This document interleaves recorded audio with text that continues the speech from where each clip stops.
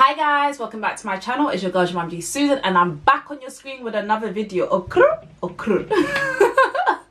Anyways, before I start this video, I want to give a big shout out to Braided by Mandy. She was the one that braided my hair and I'm looking like a snag. In fact, I'm looking like a cutie pie. Do you get it? I don't usually do braids because of my head shape.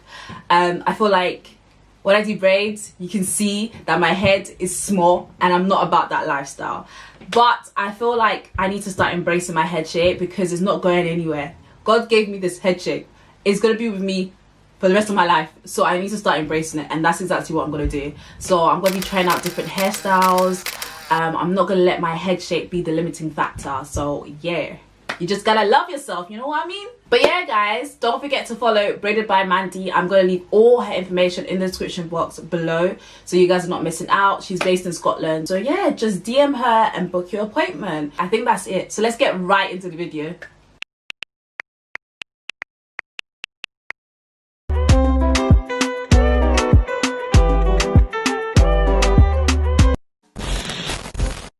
Right, this video is going to be a Q&A on how I got into dental school as a graduate. I did ask a lot of you guys on Snapchat and Instagram to ask me some questions, and I don't want to make this video too long, so I've selected a few that I'm going to answer in this video. So before we start this Q&A, I feel like I should give you guys a little background story about myself. My name is Jemima-De-Susan, if you didn't know. I moved to Scotland when I was 15 years old from London. I studied biomedical sciences for 4 years. I know in England it's like 3 years, but I don't know why this is the case in Scotland, but yeah, I studied biomedical sciences for 4 years. I recently graduated in June this year, and currently I am a first year dental student at the University of Dundee. Now, you guys are thinking, okay, so wagwan, why didn't you apply for dental school straight after high school? Now, the reason for that is because my grades was not good enough to even apply for dental school, and that was a big setback for me anyways. But I didn't waste time. I decided to go and study biomedical sciences for 4 years and then apply to study dentistry. And yeah, I feel like I've spoken too much about myself, so let's just get right into the questions.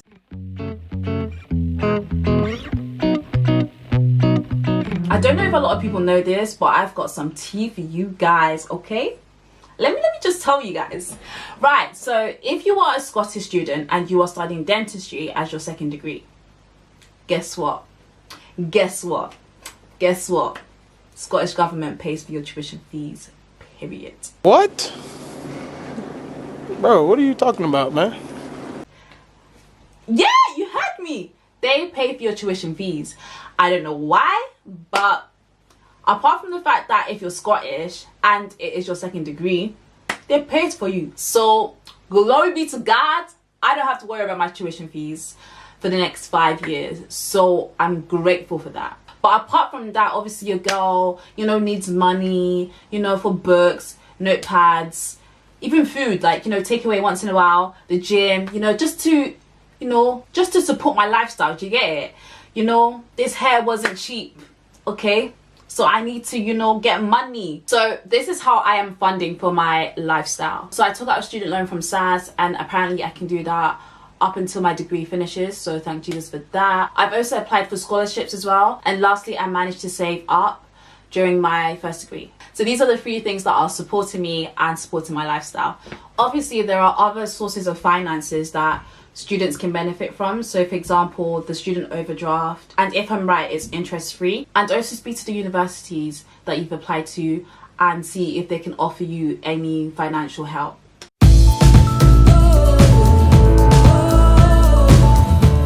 As I said, I studied biomedical sciences at the University of Dundee.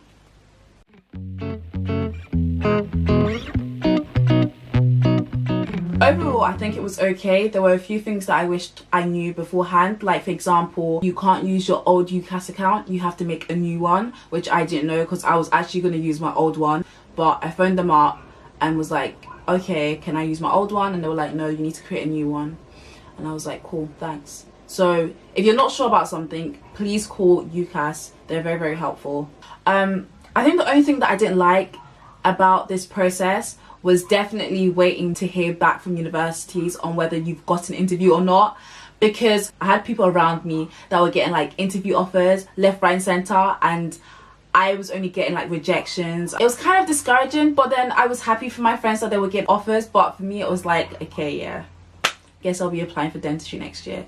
Like, I think the whole process made me doubt even more about my capabilities and me as an individual, if I was good enough to even study dentistry. So obviously my first rejection, I wasn't the happiest, but when I got my second rejection, I came to the realization that this wasn't the end for me. I can still apply next year. I am a true believer that if something's meant for you, then it's meant for you, period. So it doesn't matter how long it's going to take. It is still meant for you. It is written in the books. It's for you. Because I did feel like it was the end for me after my bad UCAT score and my first rejection. So I changed my mindset automatically. Don't let go of your dream. If it is your dream, just keep going for it. We need to start normalizing rejections, guys. Even though it hurts, it's okay.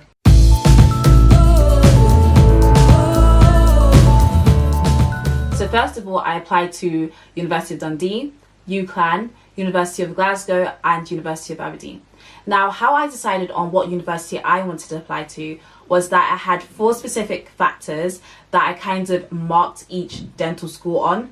And my 4 specific factors were the city, number 1, the teaching style, number 2, number 3 was definitely assessment, and number 4 was requirements. So I would advise you guys to do the same, but obviously you don't have to pick the 4 specific factors that I picked. You can pick how far is the university from home, how much is the accommodation, those kind of things. So I would definitely advise you to do something like that. Finally, before I end this question, I would definitely recommend you guys to check out Dr. Banks on Instagram. Now, I will put all her information in the description box below. The reason why I'm recommending you guys to go and check her out on Instagram is because she's doing a new project where she speaks to dental students across the whole of the UK, and basically the students are just giving you an insight on what life is like as a dental student at their university. And I feel like it will be very, very beneficial for you guys because it will help you decide what university you want to apply to. So yeah, that's it.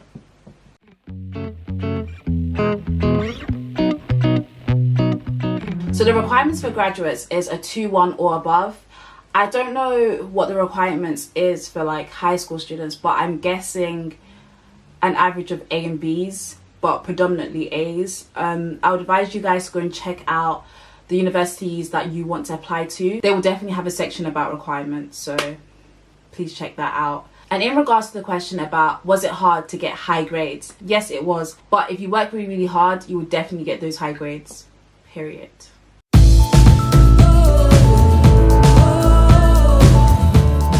Yes, they do. It doesn't matter if you're holding a sexy degree to your name, they will still look into your past and look at your GCSEs, A levels if you're from England, and if you're from Scotland, your National 5s, your Highers and Advanced Highers. Bruh. I still don't understand why they need to do that, why they can't accept your degree by itself, and they now have to go and look deep into your past. I don't get it. And it's funny because that was the particular reason why UCAT rejected me. Bear in mind, my UCAT score was not the best. And now they're looking into my high school grades, which I know I didn't get good grades in. And it's like, oh, this is so discouraging, honestly. I'm just going to be expecting rejections left, right and centre. So yeah, that was my mindset as soon as I got that rejection from UCAT. But that wasn't the case. So they do look at your A levels, National 5s, Highers and Advanced Highers.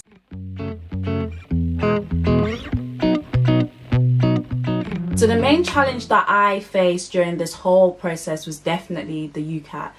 So from preparing for the UCAT all the way to the test was a challenge. Now, the reason why the UCAT prep was a challenge for me was because of the maths section. I am not good at maths. If you know me, Jemima, maths, we don't mix. I honestly forgot how to do basic maths. Obviously I can add and take away, but I forgot how to do area.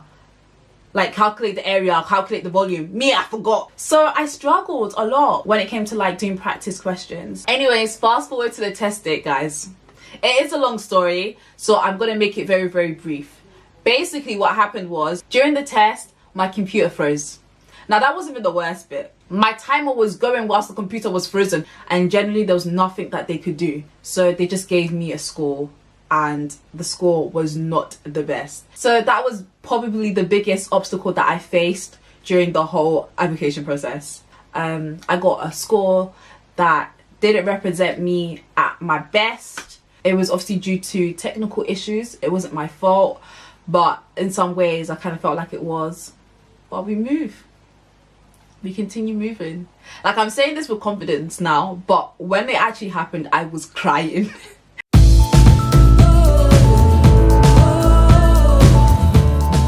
So what I did was I tried to do questions every single day during the summer. I also did mock tests every 2 weeks under time conditions. And I also created this chart where I could put all my mock test results in. And that basically enabled me to see my progress, if I was improving or not. So during my UCAT preparation, I used the 1250 book. I used Medify. I used Medic Portal. I also used YouTube because there was so many useful hits and tips on how to pass the UCAT. So that was very handy. I also used the UCAT website, and I think that's it.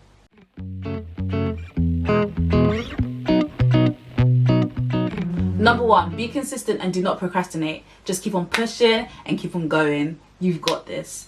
Number 2, do not change your test date.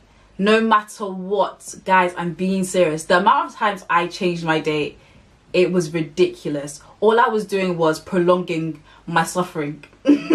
I'm being serious. So just go and sit the test and get it done with. Number 3, do not give up, even though it seems like you're not improving. Guys, I understand. I've been there, done that. But the real test is actually easier than the practice questions. Don't know why that's the case, but it is the case. So keep cool. Everything is going to be okay. Yeah? And the final advice that I'll give you is, if you do not know the answer, just click something and move on. Do not spend so much time on one particular question. Just click something and move on. You might get lucky and get that question right. You don't know. But what I'm not going to let you do, and what you shouldn't do, is leave it blank. No sir. No sir. No. Just click something and move on. Even if you don't know the answer, just click something at random. You can even do any, mini, miny, mo. Whatever you do, just click something and then move on. That's it.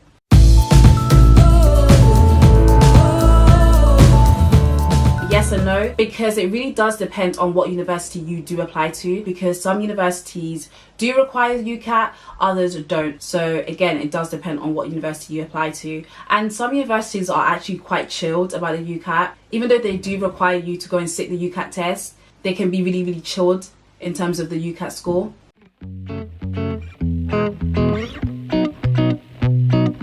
Personally, I wouldn't, because I feel like GAMSAT requires a lot of work. And really and truly, I really wanted to get anything that was related to my application out of the way before uni started. So that just included my UCAT test, my application, and my personal statement. I made sure I got that all done before uni started, because I knew fourth year was going to be intense. And I really wanted to do well in my fourth year. Even if I didn't get into like dentistry, I knew that if I got a good degree classification, then I can apply to dentistry anytime and no one could stop me because I have the qualifications. And another reason why I wouldn't recommend like GAMSAT is because like the test dates are during uni, and I don't need that additional stress, B. I need to focus on my uni work. Do you get what I'm saying? So again, this is a personal preference. You can still go ahead and do GAMSAT if you want, but for me, I wouldn't recommend it. Like, I've never done it, but after watching YouTube videos, I've heard mixed opinions on the GAMSAT. But again, it's your own personal preference.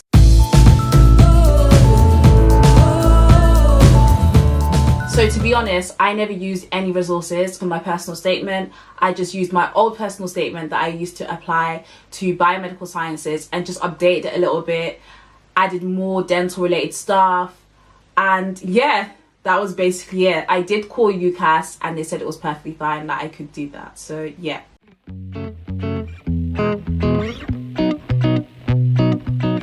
The first advice I would give you guys is, once you finish your personal statement, let other people read it. give it to your friends, give it to family members, give it to even dental students, give it to dentists, and let them read it so you can get feedback on your personal statement. The second advice that I would give you is try and relate your skills that you've gained from your first degree to dentistry. The third advice I'm going to give you is when you're talking about your work experience in your personal statement, do not simply just state the things you did, because they're not wanting that. They are wanting to see that you learned something from your work experience. So simply write it. I did work experience at this practice and I watched the dentist do a filling. Okay, and so what? Do you get what I'm saying? They want more from you. They want you to expand on that point. Okay, you did that, you saw that, what did you learn from it? Do you understand what I mean? So please do not just write what you did at the work experience, expand on it, and that section of your personal statement will be sweet. Okay.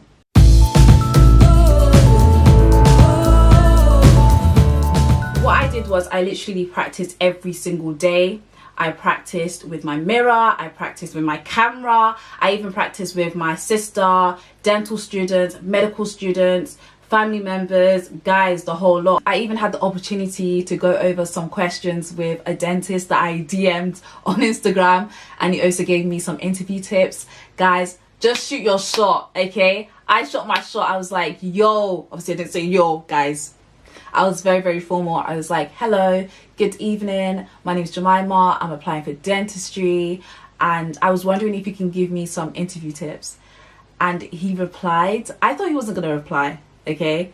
But he actually replied to me and gave me more than what I wanted. He offered to do a video call with me to go over some questions. And I was like, bruh, God, I see you what you're doing. God, I see you. God, I see you. God, I see you. I see you. Sometimes it's good to shoot your shot. So guys, do that too.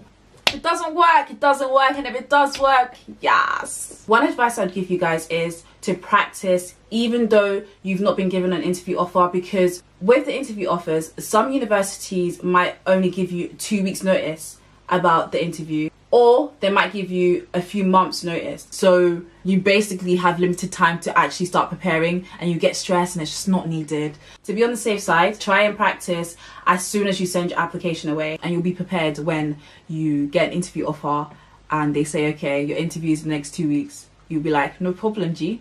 I'm already prepared. Let's go. I also made sure that I knew the 9 GDC principles and understood it, because there's no point in memorizing something if you don't understand it, because there's definitely going to be a station on the GDC principles. Make sure you know that and you understand it, because it's really, really important. And I also made sure that I knew my personal statement inside and out, because there is a personal statement station. And yeah, also University of Aberdeen have some useful interview resources, same with Dundee actually, so check that out on their website, because I found that very, very useful. And also Medic Portal, they have some brilliant resources. YouTube as well have some good resources, so check that out as well. So when I finished my interview, I was like, what? That was definitely 15 minutes, because that went by so quick. But actually, it took 75 minutes. So to answer your question, yes, it was a long interview process, but it didn't feel like it was long. Yeah.